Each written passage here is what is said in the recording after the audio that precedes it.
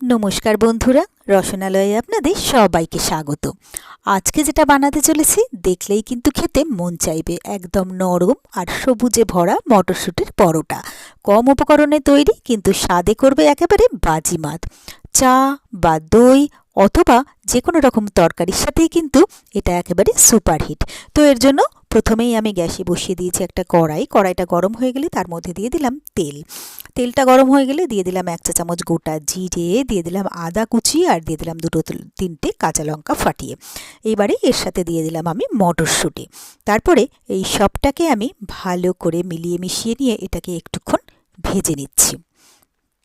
একটু ভাজা হয়ে গেলে এরপরে এর মধ্যে দিয়ে দেবো 1 চামচ জিরের গুঁড়ো আর 1 চামচ ধনের গুঁড়ো। তারপরে আবারও সবটাকে মিলিয়ে মিশিয়ে নিয়ে সবটাকে আবারও একটুক্ষণ আমি ভেজে নিলাম। তো এটা আমার ভাজা হয়ে গেছে। এবারে গ্যাসটাকে অফ করে এটাকে একটু ঠান্ডা হতে সময় দেবো।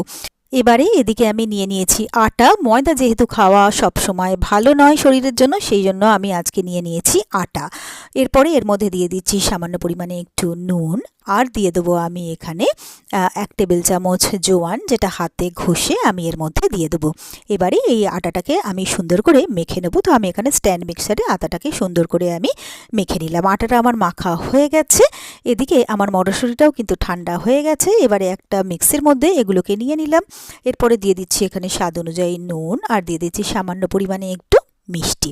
এবারে এই সব কিছু আমি পেস্ট করে নিলাম, তবে এখানে কিন্তু একটু আমি জল ব্যবহার করিনি। এরপরে আটার থেকে আমি প্রয়োজন মতো লেচি কেটে নিলাম, লেচিগুলোকে গোল গোল করে নিলাম। এরপরে চাকি বেলুনের মধ্যে অল্প একটু তেল দিয়ে প্রথমে ছোট্ট করে একটা গোল করে রুটি তৈরি করে নেব। এরপরে যে পুরটা তৈরি করলাম সেই পুরটা ভরে ভরে এর মধ্যে দিয়ে দেবো। তারপরে চারপাশ থেকে এটাকে আমি আস্তে আস্তে আটকে ভালো করে আবারও গোল করে একটা লেচি তৈরি করে নিলাম। তো সুন্দর করে লেচিটা তৈরি হয়ে গেছে। এবারে ভালো করে হাত দিয়ে প্রেস করে করে দিলাম, যাতে মটরের পুরটা পুরো পরোটাটা জুড়ে থাকে। এরপরে লেচিটার মধ্যে অল্প অল্প করে আটা দিয়ে আমি লেচিটাকে সুন্দর করে গোল গোল করে বেলে নিচ্ছি। তো এটা আমার বেলা একদম রেডি হয়ে গেছে। এরপরে গ্যাসের উপরে একটা চাটু বসিয়ে দিয়েছি। চাটুটা একটু গরম হলে তৈরি করা পরোটাটা এর মধ্যে দিয়ে দিলাম। তারপরে এটাকে এপিট ওপিট প্রথমে ভালো করে সেঁকে নেব। এরপরে এখানে তেল দিয়ে দিলাম এক পিঠে ভালো করে তেল লাগিয়ে পরোটাটাকে উল্টে অপর পিঠে আবারও তেল দিয়ে সুন্দর করে তেলটাকে লাগিয়ে দিলাম। এবারে আমি উল্টে পাল্টে পরোটাটাকে ভেজে নেব।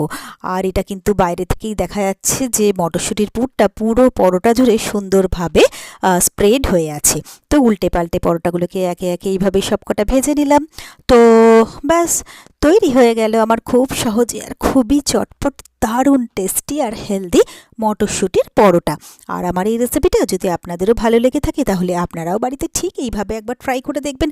আমি কথা দিতে পারি আপনাদের সকলেরই ভীষণ ভীষণ ভীষণ ভালো লাগবে।